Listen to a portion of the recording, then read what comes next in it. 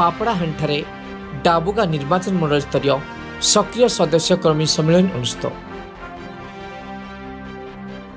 आज डाबुगा निर्वाचन मंडल अंतर्गत पापड़ाहांडी सदरमुखस्थ नीलकंठेश्वर शिव मंदिर निकट में बीजेपी डाबुगा निर्वाचन मंडल स्तरीय सक्रिय सदस्य मान एक कर्मी सम्मेलन अनुष्ठित होइछि।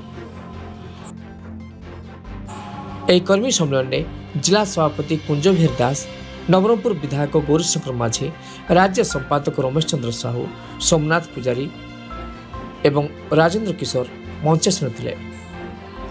डाबुगांव निर्वाचन मंडल अनेक विजयकर्मी उपस्थित थे। आगामी पंचायत स्तरीय निर्वाचन को दृष्टि रखी आज बैठक अनुष्ठित होता। नवरंगपुर मीर संग्र पात्र रिपोर्ट समाज टीवी।